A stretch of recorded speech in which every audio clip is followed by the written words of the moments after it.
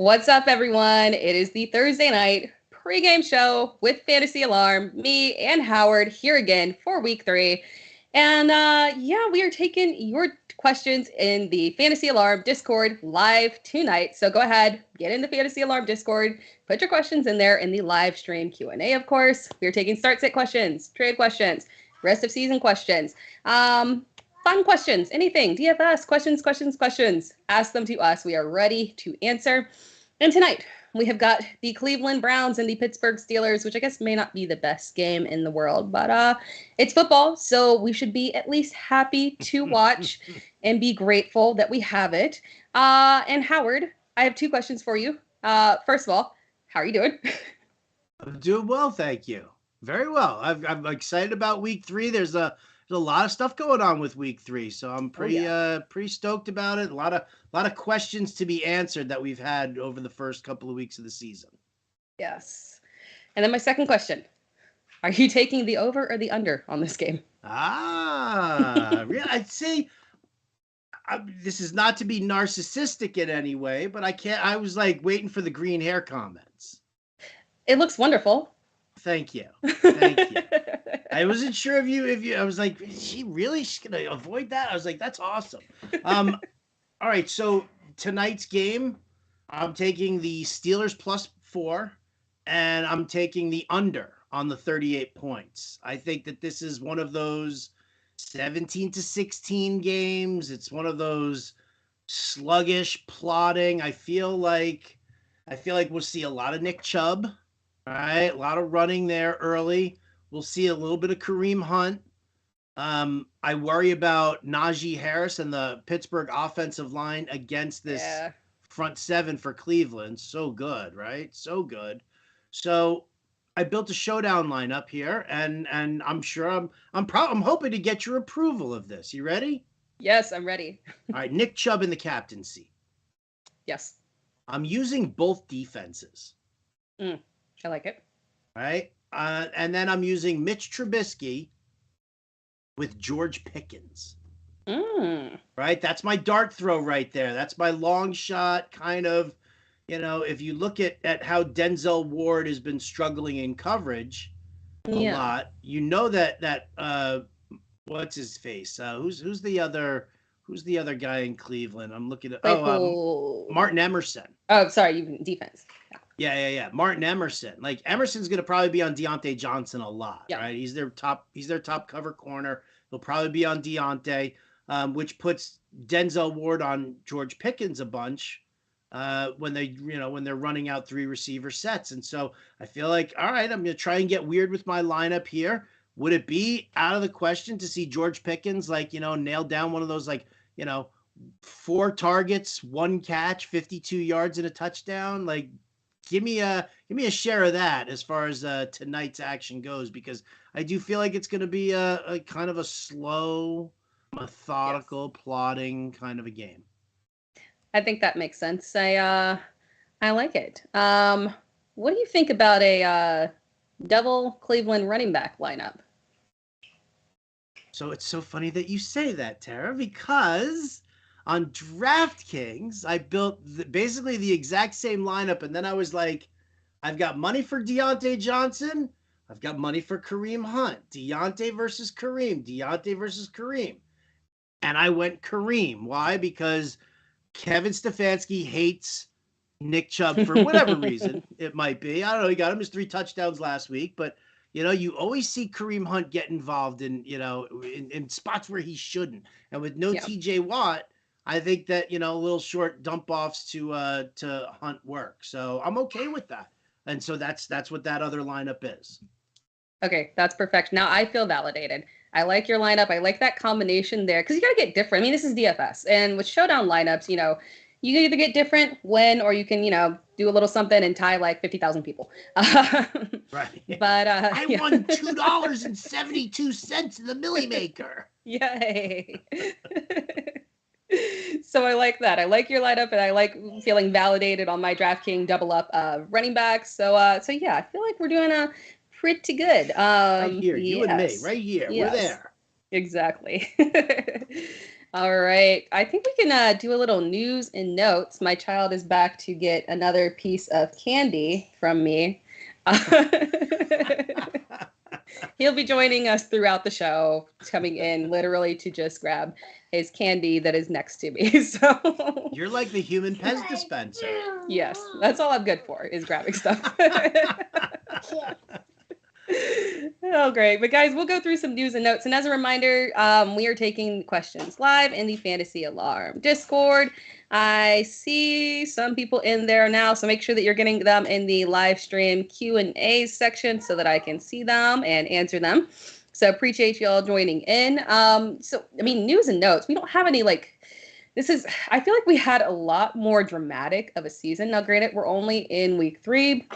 But I feel like I remember last year, every single week was just the most dramatic list of news and notes and injuries. And luckily, we haven't had to go through a ton of that. But now I remember this is a Thursday night show, which means that you and I, Howard, we have not talked about Trey Lance. So I figure we could go ahead and touch on that real quick. The San Francisco situation, Trey Lance out, Jimmy Garoppolo in, and how does this affect all of those pass catchers that we drafted based off the idea that it was Trey Lance in there. And now we've got a big reversal situation. Trey Lance out, Elijah Mitchell out, Tyrion Davis-Price out. We are getting, low-end running back signings of Marlon Mack and Tevin Coleman, and they're moving up. And it's, how are we feeling about this group over here? Are you bumping up Deebo Samuel significantly? I'm not going to say significantly. I do think that obviously it's going to be, Debo's value right now with Elijah Mitchell out, and it doesn't matter. I mean, you bring in Marlon Mack, you bring in Tevin Coleman, you bring in all of these, knuckleheads who just, sorry, they've washed out for a reason. Yes. Kyle Shanahan can try and sprinkle some, fairy dust on them and make them, grow, and it's just not going to happen, right? Yeah. So Deebo's going to get the work there as with the running as well as Jeff Wilson. With that, I feel like it does bump up Brandon Ayuk a little bit. Kittle probably stays the same. I feel like, I feel like Kittle probably stays the same. But here's the funny thing. So, we talk about all of this with let me ask you, Jimmy G. Yes, in a 2 QB league. Yes, in a 2 QB league, but I did. So when I was looking at Jimmy G last week in streaming options, or was it this week? Sometimes videos run together, but there are just a lot of options that have more upside than he does on a weekly basis. There's a ceiling that he can't reach, that a lot of these guys who can, throw for a little bit more volume or just have more, not that Jimmy doesn't have more talent around him, but for some reason, there's just other players that can get up higher, like Jared Goff, Carson Wentz. They can all just get a lot higher than Jimmy G can. So he's one of those guys where it's like, okay, he's got a decent floor. If I want him as my, low-end QB2, that's fantastic. But he just doesn't inspire me to stream him because I know that I'm not getting any kind of upside with him. And does his presence elevate the pass catchers for you? It does. Lance? Yeah, it does. It elevates them for me. And, the funny thing is I was taking start sits earlier and a lot of Brandon Ayuk questions. And while I feel like he is elevated for me, I couldn't find players that I was saying, yes, Brandon Ayuk over XYZ player. So maybe we'll get some start sit questions today and we can talk about that a little bit because I don't know. It was tough. I'm in on Deebo for sure. I'm in on Brandon Ayuk. I want to say yes. And I just can't find where I'm plugging him into a lineup. So I'm with you on the whole situation with Ayuk only because this matchup with Denver. All right, I mean it's a quality secondary. It really is. I mean I'm pretty sure Surtain is playing, right? He's not out. I think he's playing. Yeah. So Surtain, he's listed as questionable. I believe he's playing. Darby on one side. You got Kawan Williams who. Handles the slot work usually. So it's a nice receiving. It's a nice secondary there for coverage wise. So it doesn't surprise me that you're not really bumping up Ayuk really in the sense of, you got to start him because now Jimmy G is there because it's still kind of matchup based related there.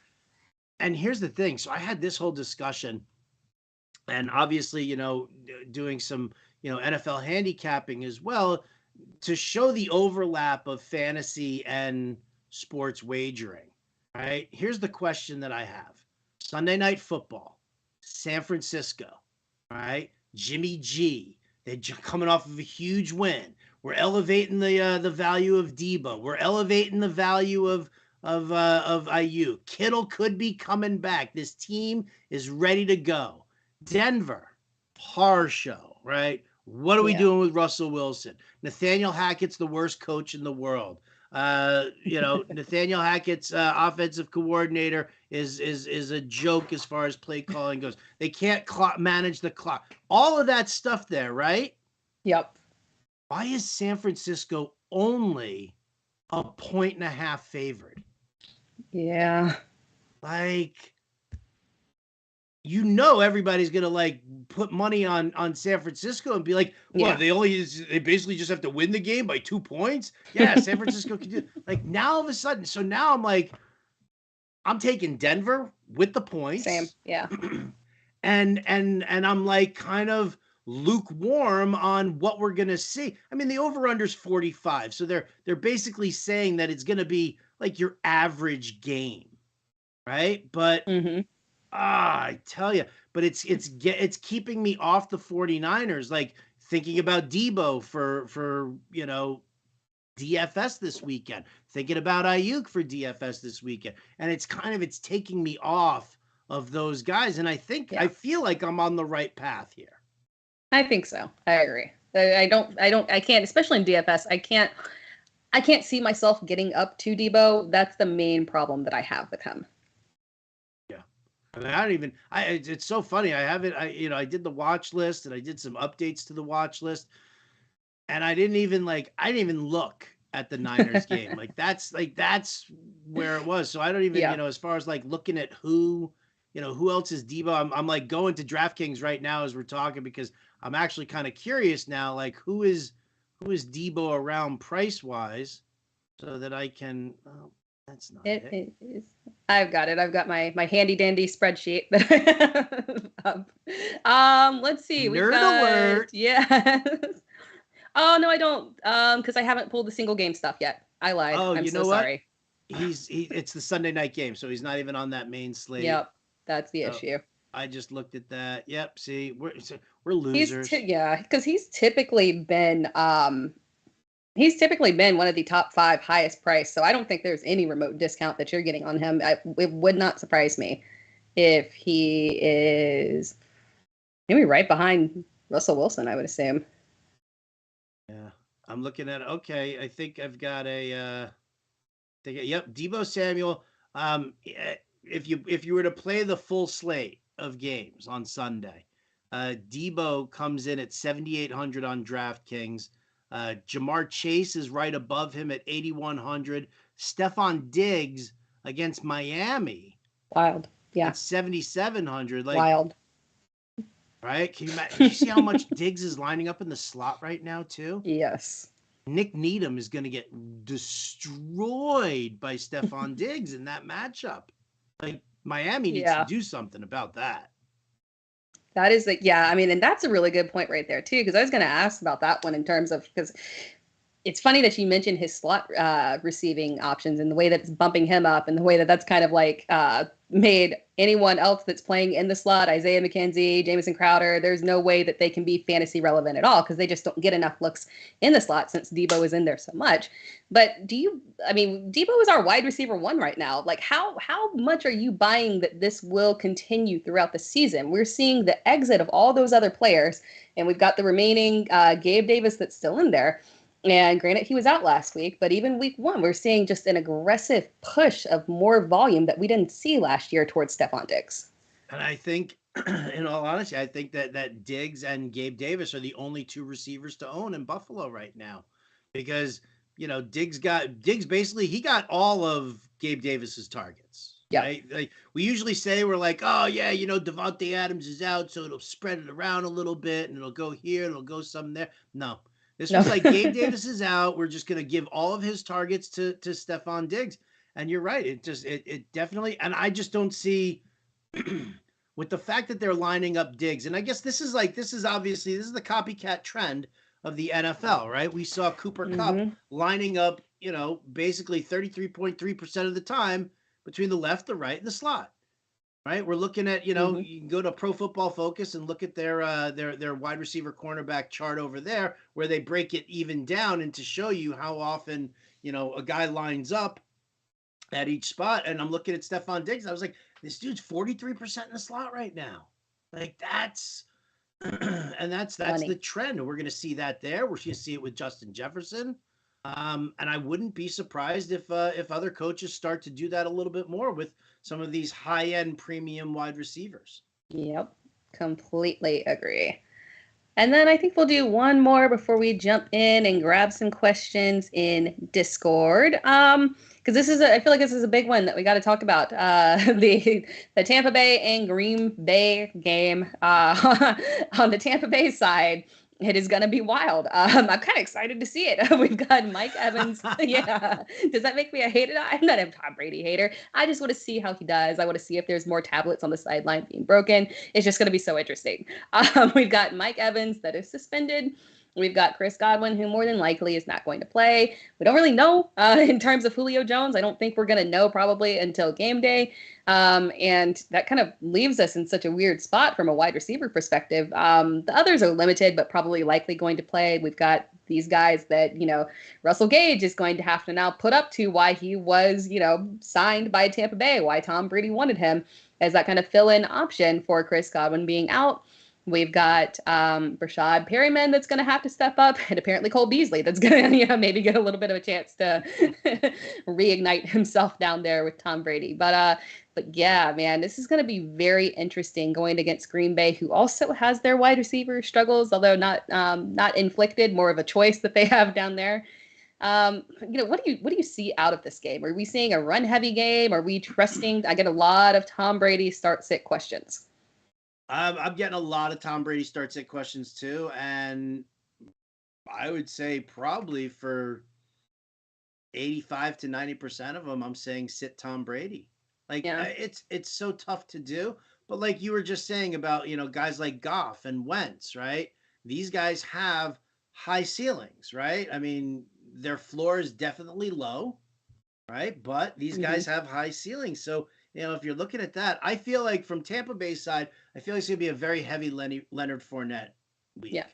I mean, the dude's seen, 24 touches in 1 week, 21 touches the following week. So, that, I mean, listen, Tom Brady said it basically in the offseason. He doesn't want to throw the ball 40 times a game anymore. He's done with that. So I think it's going to be a lot of Leonard Fournette. And then, I think we're going to see that old, the Tom Brady dink and dunk down the field with Russell Gage and Scotty Miller. And occasionally he'll take that deep shot with Brashad Perriman. But, I mean, would it surprise you to see Tom Brady to not only to see the Bucs win the game, but would it surprise you that they would do it with Tom Brady, throwing for 235 and a touchdown and 2 interceptions? I feel like I'm not in on that. And as far as Green Bay goes, I heard Alan Lazard didn't practice today. And that upsets me. Completely or just limited? I didn't see did not practice at all on Thursday. He was limited on Wednesday. Oh, I don't know if anybody else could hear that, but Matt Sells just told us that none of the other top 4 wide receivers in Green Bay. So I guess A.J. Dillon, Tara. Yeah, A.J. Dillon time. We get an Aaron Jones repeat and A.J. Dillon time. That's what I need. Dang. All those shares of Sammy Watkins just going to waste, right? It is. Right? We so got into week 2, him. Sammy. We were so Sammy into him for longer. week 1. You and I were like, yes. Sammy, sit. No. Well, he showed up at week 2. It's like a week 2 Sammy Watkins. I said, and in some way, it just kind of made sense to me now. Thanks, Sammy. Yes, exactly. All right, guys, let's jump into the Fantasy Alarm Discord. I've got a couple questions in there. I see some coming in. And we will start off with Matt DeCal. 10-team PPR trade question was offered Mike Evans for James Conner. Running backs are Dalvin Cook, Ezekiel Elliott, Tony Pollard, Damien Harris. Wide receivers are weak with Bateman, Cooks, Mooney, Robinson, and Burks. What's wrong with Allen Robinson all of a sudden? People don't like 2 touchdown games?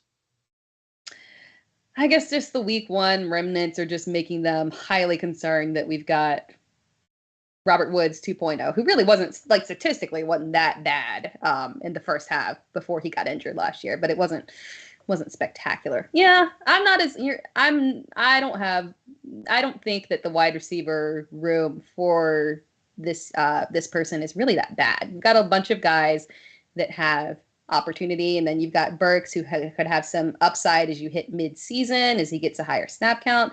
But I don't mind it.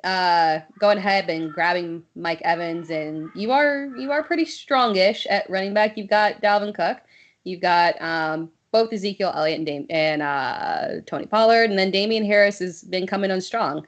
Seems to have his foot in the door a lot more than Ramondre Stevenson. Howard and I were talking about that earlier. So, Howard, would you do this trade? I think I'm good with it.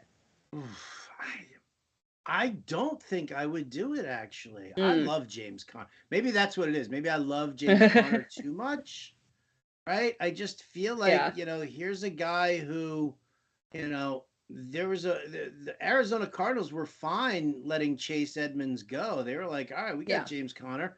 We can let Eno Benjamin and Darrell Williams kind of pick up the pieces there. So, I like Conner. The problem is, listen, if you're starting these guys, Dalvin Cook, Zeke, if those are your 2 starting running backs, you're and then let's say 2 wide receivers, right? Cooks and Bateman or Cooks and Robinson, then I guess, if you're looking at your flexes being either Damien Harris or whoever the odd man out receiver is here, whether it's Mooney or whatever, I feel like I would rather have the safety and security of James Conner.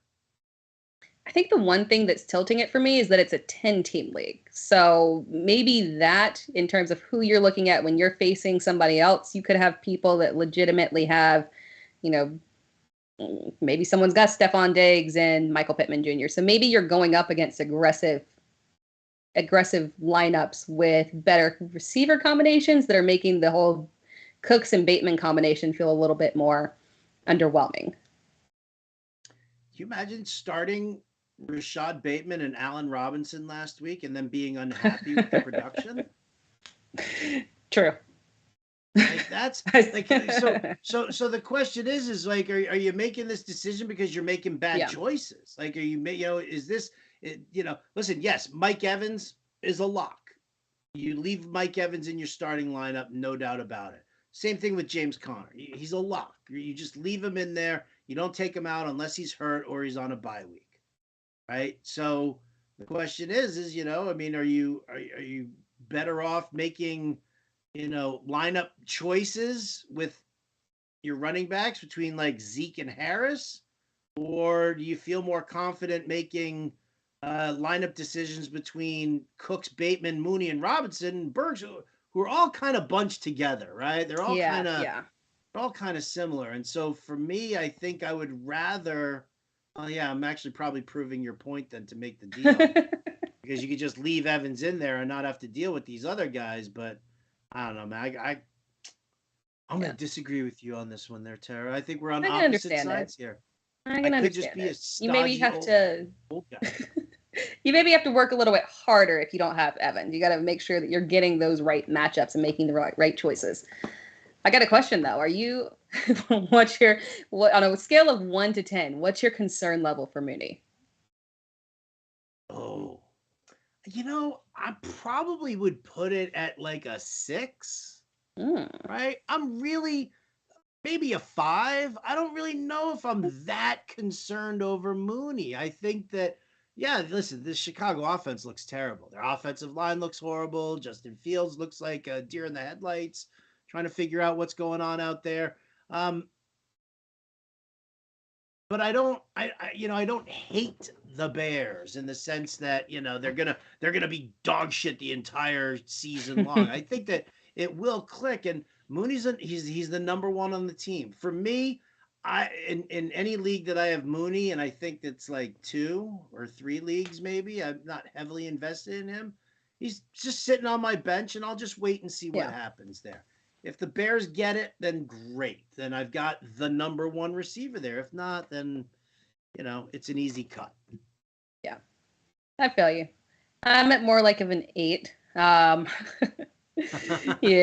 Well, how much Mooney do you have? I have a lot of dynasty Mooney.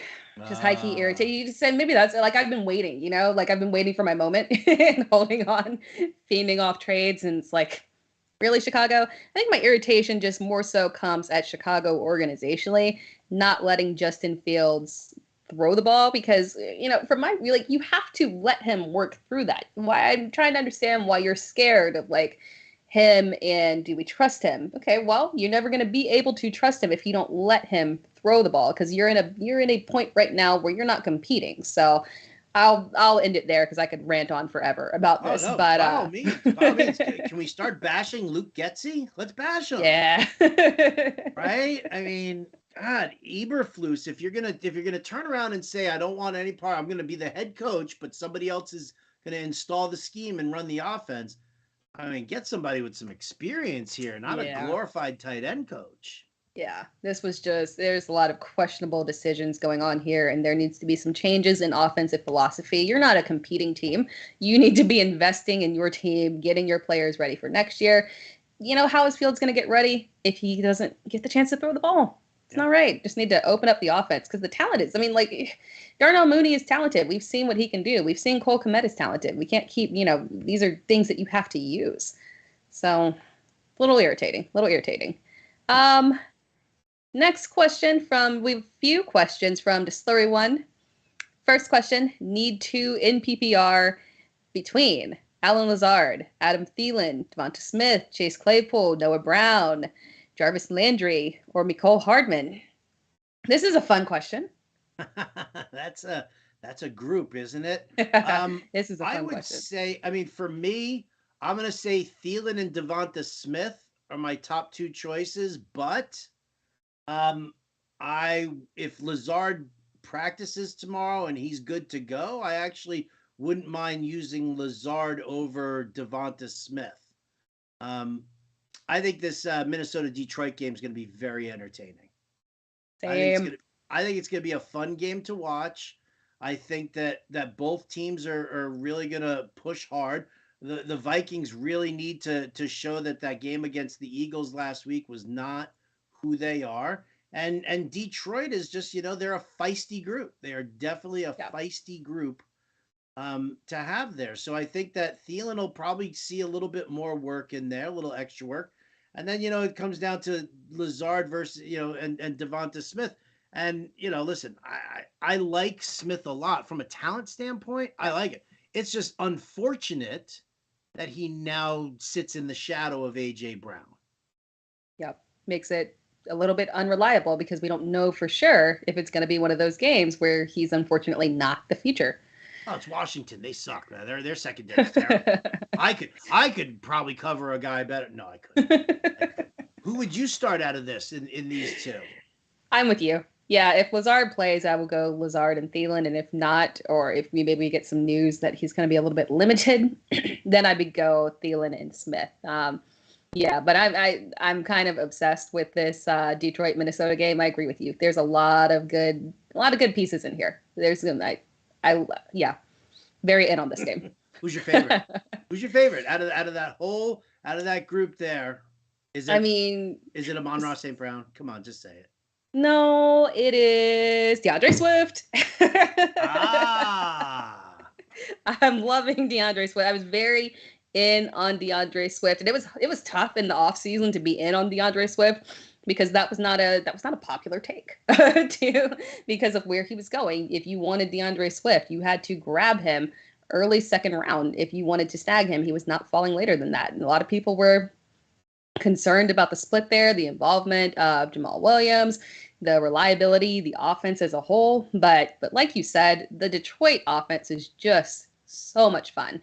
And the talent that's around Jared Goff is incredible. And so from my perspective, they're are they going to be a playoff team? Are they going to be winning a ton of games? No, but they're going to be highly competitive. And I think they keep it close, for the vast majority of the season. So they are going to be a fun team to watch. I completely agree with you there. I love the DeAndre Swift call. It's great. Jim Bowden was also very, very high on DeAndre Swift. He was going bonkers over Swift last year, right? Yeah. And he was going bonkers. And I even said, I was like, yeah, but are they going to really run him the way you want him to run for fantasy? Because it's a lost season, and do you want to ruin him, put some mileage on him? And Jim was like, I want him. I'm taking him. I'm drafting him. And Swift was solid last year. He was definitely solid last year. Coming into the season, Jim was, like you, touting him all over the place. Jim took him, I think Jim in a 12 team league, I think Jim took him 10th overall because he didn't think he was going to come back to him in the second round. So he made that move there. I agree with you. He really showed something, like, ankle issue, whatever. He wants to be on that field as much as he possibly can, and I got to respect that. So I'll give you some props on the on Swift being your favorite in this game. I hope he has a good game. I'm gonna play him DFS. I'm gonna write him down right now. Yes, for sure. And that's a super good point about Jim going ahead and taking him early, because you knew he wasn't going to get around to a certain point. That commitment. I love that draft commitment of getting your guy. All right, moving on to the next question in PPR Flex. I'm getting a lot of Damien Pierce questions. Damien Pierce or Ezekiel Elliott?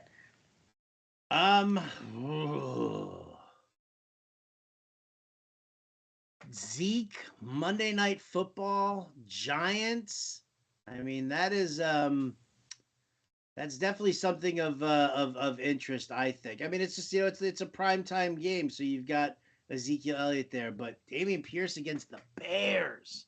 Yeah. Lovie Smith gonna run the ball down their throats, is this Lovie Smith's revenge game narrative? True. I'm very torn. I've got these guys both ranked very, very closely. In this, I would probably lean Zeke. I love Pierce though, but I would lean Zeke. You? Yeah, I lean Zeke too. I was surprised how quickly it took them one game to say, you know what?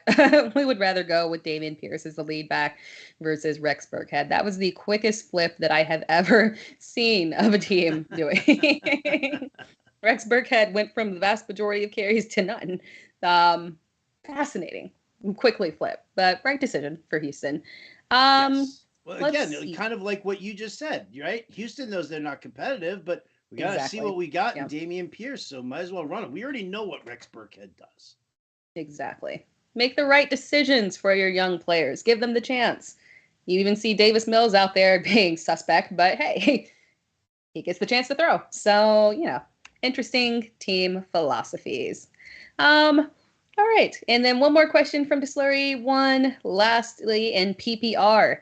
Thielen or Burks, and Pat Freiermuth or Gerald Everett. So Thielen over Burks for me. Yeah. Tennessee's just, they're awful right now. And I don't see a lot of comeback from them. Freiermuth Everett one is a tough one here. Because it all kind of hinges on Keenan Allen.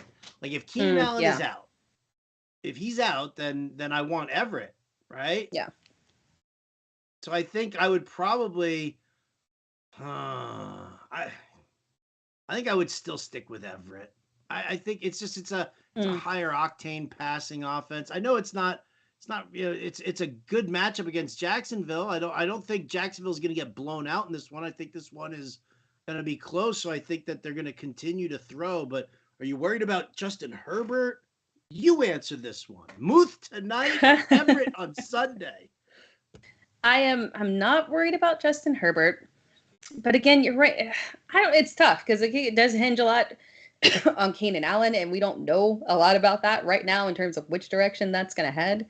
Let's see my most recent update on Keenan Allen. Logged a limited practice today. Yeah. I feel like I lean towards just going ahead with Muth. I think that is the direction I'm going. I know, and the problem is that he is So he's got a weird combination of he's got the targets, so it's fantastic, but yet somehow with the targets he is still touchdown dependent because said targets aren't really going anywhere, unfortunately, with Mitch Trubisky. Yeah, I'm kind of on that subject. Oh, and I agree with you on Thielen over Burks. Hoping that I think Burks, stick with the investment of Burks. It's going to pay off at some point. Just hold off right now starting him. But Mitch Trubisky, yeah, just to ask the quick question on that one. How many games do we have left before we see a switch to Kenny Pickett? When's Pittsburgh's bye week? Let's see. If I've got that written down over here somewhere. And I got my bye week sheet here. Oh, they've got my glasses. Week 9. Week 9. Yeah, that's a while to wait. So week 10, it's our first Kenny Pickett game. Oh man, that's tragic. I hope it doesn't last that long. There's got to be a soft spot in their schedule, maybe. Like I feel like, yeah. I mean, it's tough. You're right. Yeah, it's tough. They do with a quick hook. Yeah, they've got the Jets, but then they've got Buffalo and Tampa Bay and Miami. So it is not the easiest situation to throw him into. Right. Yeah. Oh God, that's the Eagles and the Saints and the Bengals. Yeah. Jeez. Poor Pittsburgh. Poor Mike Tomlin. Pittsburgh led this schedule. Oh God. I thought the Jets schedule was ugly. This one here. Quite tragic. We need a switch though, because this is just not good for our pass catchers whatsoever. Even Deontay is a little shady. I mean, you still go with Deontay, but it's not what we want it to be.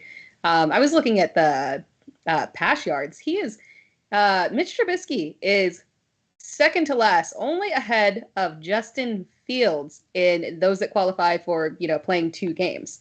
That's like tragic. Like, how are you just above a man that was just throwing 11 times in a game? Like, that's we need to switch. I can't do that. Wow, do I need to rethink putting Mitch in my showdown lineup tonight? Oh no, I didn't. No, I'm not changing. Wait a second. So are we on Muth tonight or Everett on Sunday? I'm going with Muth, but I'm gonna go with Muth. It's tough. It's close. Play him tonight. It's not, it's not a great matchup, but who knows? Maybe they increase the short passing game because they're expecting, like 20 mile an hour crosswinds, right? I think it's going like northwest is the wind direction that it's blowing. So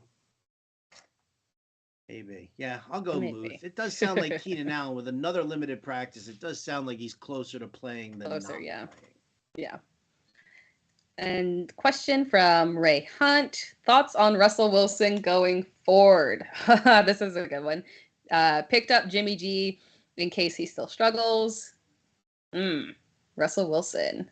At what point is Russ going to cook? I mean, right. I mean, that's the $1 million question. We were talking about this in on the show today also.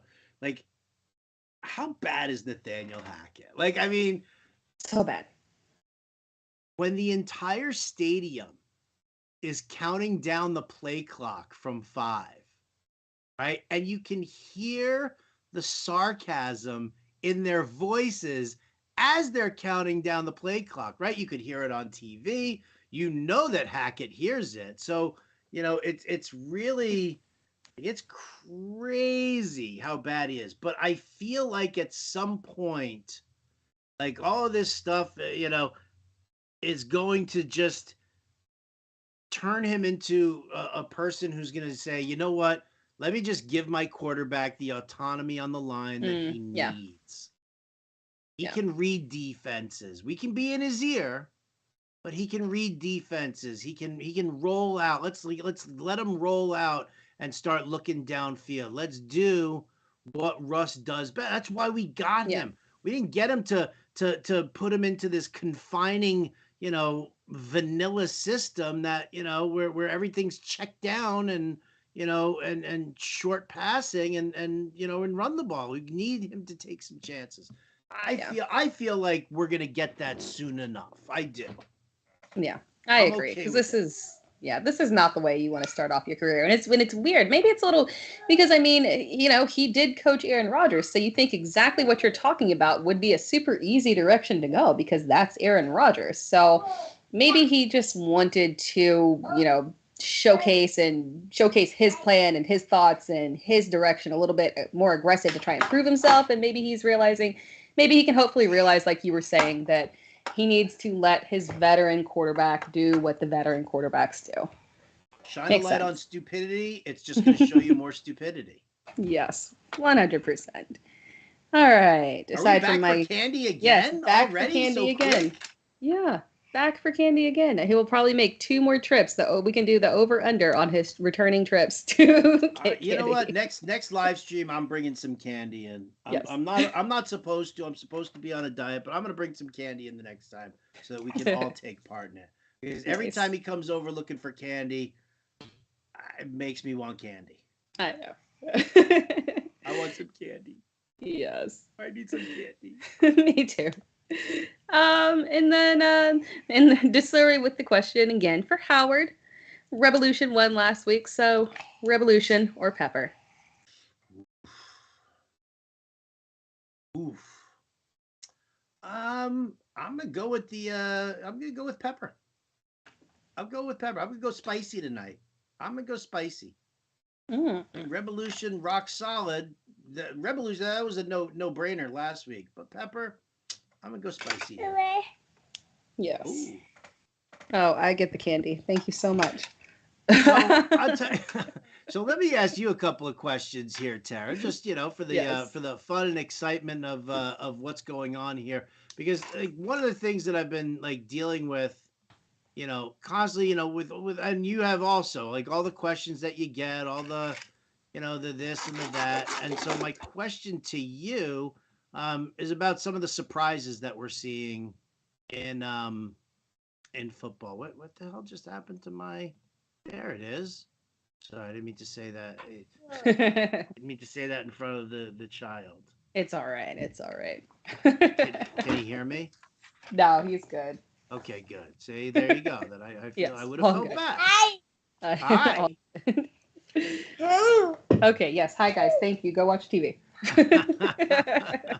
Man, I'm looking for, because I had this whole thing, I was talking to Bowden about it today, talking about some of the surprises that we're getting here in in the football season. It's just we're 2 weeks in, and there are things like one of the things that we talked about was the immediate improvement of the Detroit Lions and how exciting that was. But we didn't get to a bunch of things, and I'm actually curious because I'm sure you're dealing with a lot of start sits about it here.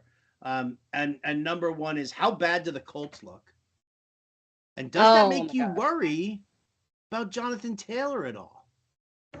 So my opinion is that the Colts look awful, and Matt Ryan, I think we gave him some leeway thinking that getting in this Colts offense, obviously, better offensive line, upgraded defense. Well, upgraded defense that's injured, so we haven't really seen them live up to the expectation of what we set. But I think my biggest takeaway is that I'm not as worried about the Indianapolis offense as much as I think that we might have underestimated just how critical Michael Pittman Jr. is to the offense as a whole. Maybe it just can't really function without their clear wide receiver one, and without him in there.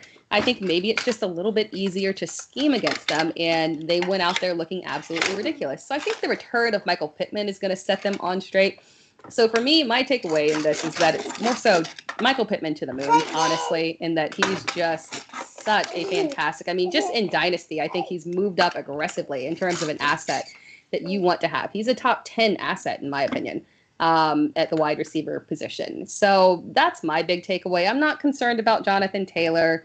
I don't like Matt Ryan as anything other than a low-end QB2 option. We don't have a lot to write home about the tight end situation there as well. But I think overall, my big thing is that it just makes me want to invest in Michael Pittman Jr. And I think they're going to be righted once he comes back. The other interesting thing that I felt as well is that I kind of feel like Ashton Doolin, I'm feeling Ashton Doolin is the clear wide receiver 2 in that offense now. And it makes me interested for him in deeper leagues because it's been a while since we've actually had somebody step up and be that consistent wide receiver 2 option. And so I'm looking at him a little bit more too as someone who's a deeper stash that I want to have. Yeah, the old Paris Campbell experiment definitely was not a winner last week. Not at all. Not at all. All right, Yeah. so cool. So Pittman to the moon. Yes. No worries about Taylor. Colts could hopefully put it together. Let's go to the NFC because I'm sure you've had Tara. Here, let me call up here. Ring, ring, ring, ring. Yeah, hi Tara. This is Howard Bender here. Long-time listener, first-time caller. What do I do with Kyle Pitts?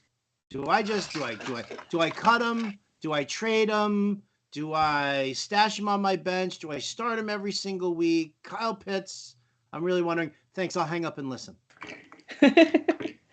Well, first-time caller, welcome. Love to have you here. Unfortunately, so you've got Kyle Pitts, and the upside is there. The talent is there. We know all of this. I think you have to continue. You can't sell him at this point. I think you're invested. I think you stick it out. You give it a few more weeks before you say, hey, I'm going to have to bench this man, because at that point, I clearly know that there's not going to be any change. So for me, I'm still rolling him out in starting lineups for the next couple of weeks. It sucks because I feel like what we thought was going to happen with Kyle Pitts is that Drake London was going to come in there and draw attention, because now we finally got somebody that can be a big presence. We've got a big-bodied receiver who's going to step up in there, draw coverage. And I think kind of the opposite happened, is that the coverage is still being drawn by Kyle Pitts, and it's creating this fantastic option for Drake London, unfortunately. So we still got to stick it out. The Atlanta offense is interesting, and I think there's still some opportunity there for him. You gotta keep going. Keep going. Gotta keep going. How about this for absolute bonkersness? I'm setting this up for this weekend. I'm using a Falcon stack of Mariota, Drake London, and Kyle Pitts. I love it. Because I feel like, Seattle, I agree with you on the fact that you have to stay with Pitts. You have to log on there. And I feel like, yes, defenses are still keying in on him. But now we've seen 2 weeks of Drake London, and Drake London looks really good, right? Yes. He really does. Seattle, their defense, their cover corners are okay. They're good. They're going to have their hands, completely full with Drake London, but with no Jamal Adams, right? And then obviously no Bobby Wagner in the middle of that linebacking core anymore. The middle of the field, to me, seems so wide open, right? Is that not the perfect opportunity for Kyle Pitts to, start getting his targets, run that seam route, straight ahead, and veer off? I feel like that's what we're looking at this week with Atlanta, and it's like it costs nothing to stack those guys, nothing. Yeah, I completely agree. And I think that's the good reason that you point out, is that we can't pivot away right now from Kyle Pitts, because this could be the moment where he really does break out, because it does set up perfectly for him. And I love the stack there, the 3 stack. First of all, it's super cheap. So that's fantastic with it. With Drake London still being reasonably priced, Marcus Mariota being dirt cheap. And if we can get one of those games where we know Mariota has a fantastic floor with the rushing upside, and if we can get one of those games where the rushing upside, those, that 70 plus yards that he's capable of getting, if that is combined with a couple of touchdown passes, I think that's a really good stack. I like it. I'm gonna build it right now, actually, while we're talking, while we're hanging out. We're figuring it out. Do we have questions at all? We do have some. We got a couple of questions. Some more questions here. Bonus fantasy question. With Herbert injury, would you drop Fields for Jimmy G, Mariota, or Ryan, or just keep Fields in this case? That one's tough, because the reason that we want Fields is for that rushing upside, and we're hoping that, as the season progresses, there can be some kind of transition within the offense where they let him, just air the ball out a tiny bit more, combine that with the rush yards, and then you've got exactly what we thought we were going to get heading into the season, and why he was one of those guys where we drafted him as that, QB2 option for upside, maybe combining him with like a Kirk Cousins or a Matt Stafford or something like that. And then you look at Jimmy G and Marcus Mariota and, Matt Ryan. The only one in there that gives me any kind of upside appeal is Marcus Mariota. And that's a kind of a very similar situation. It's just that we know that the offense will let Mariota throw. So I might just stick it out with Fields, because if the volume comes, that's when we're going to get that bang for your buck that you got in terms of drafting him. And I don't know if there's that big of a difference between Fields and Mariota. Yeah, I don't know if there's that big of a difference between Fields and Mariota either. All right. I like it. Das Lurie gets all of his questions answered. Yes. Shall we? Would you like to brunch together right now?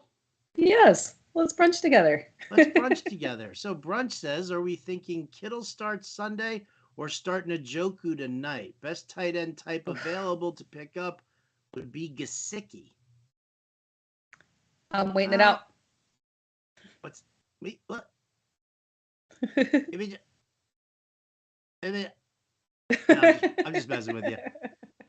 I mean, is Gesicki is he much worse than Njoku at this point right now?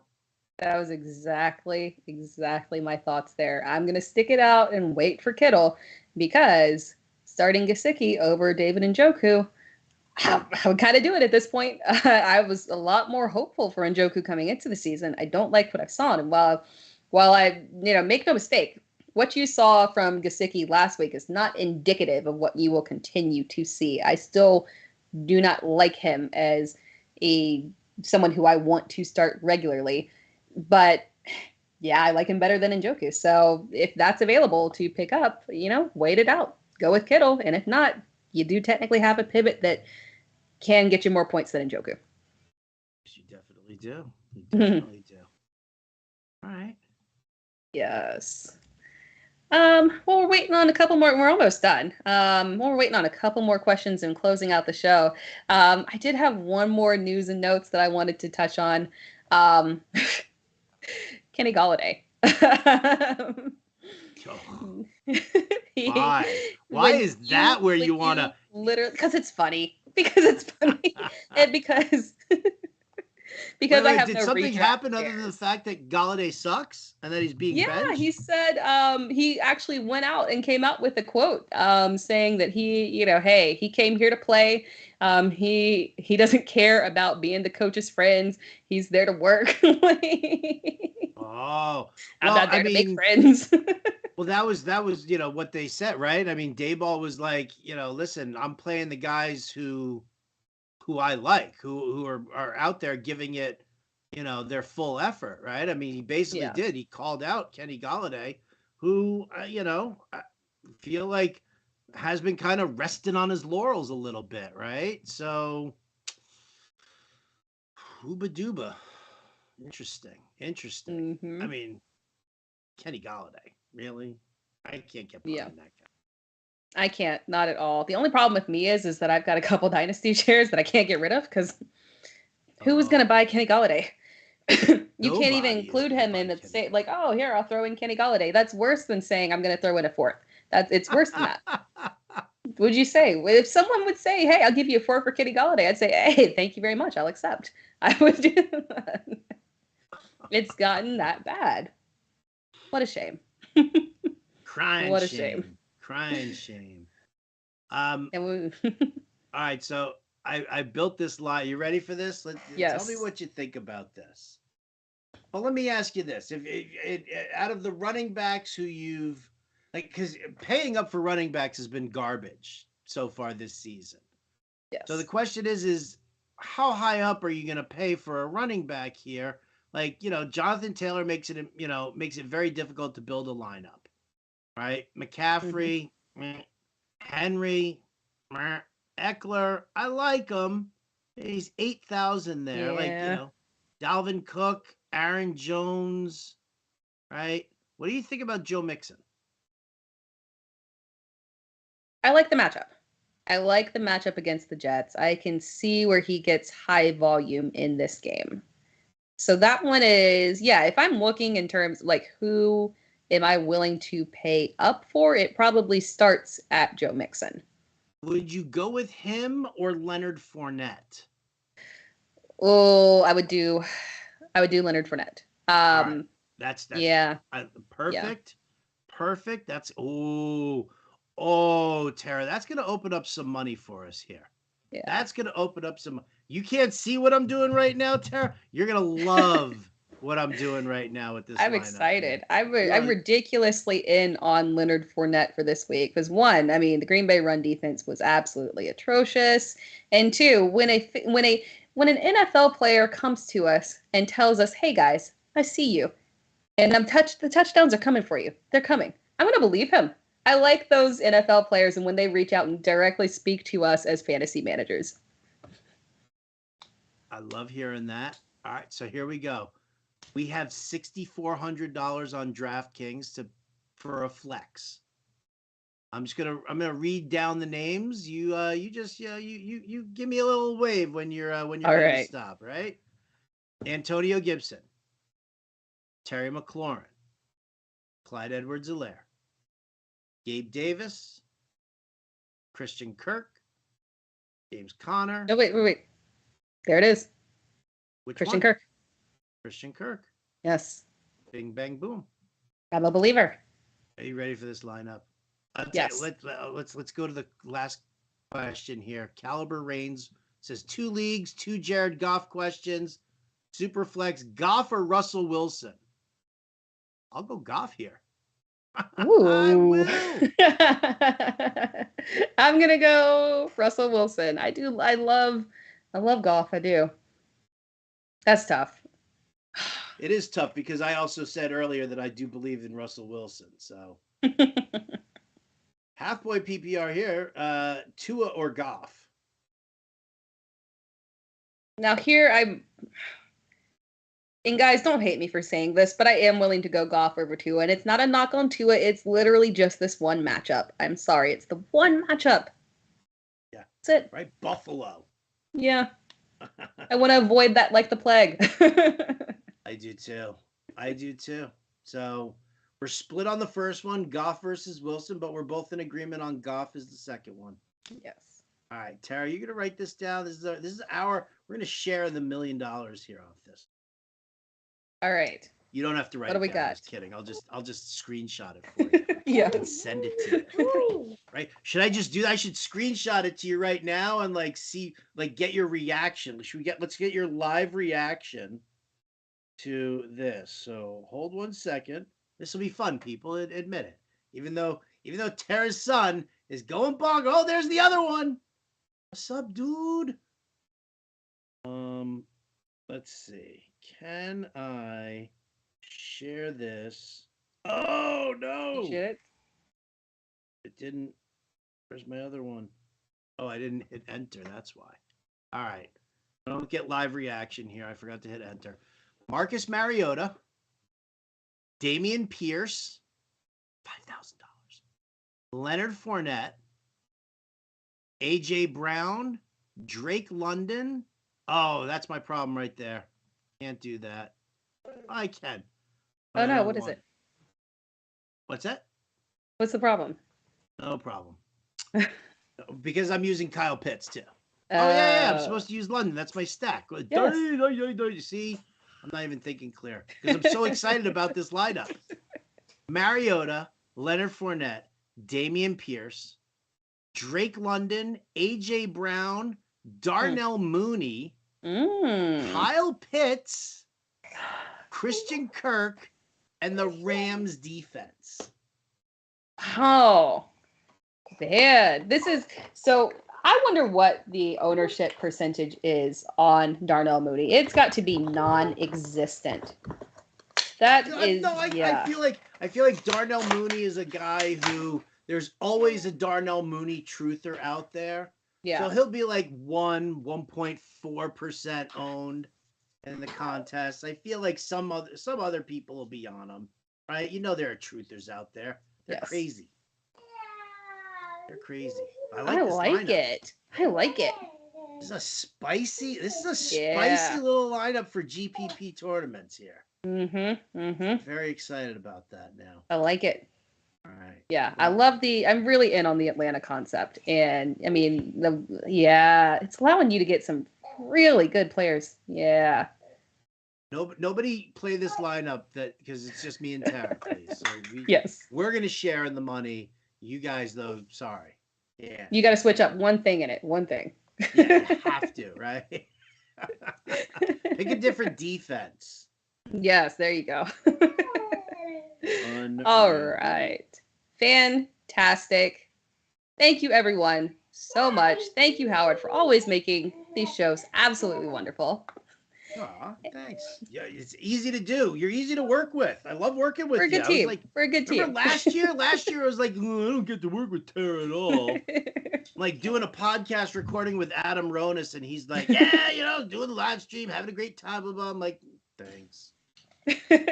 Now you got me. All season long, we got this. Love it. Love it. Yes.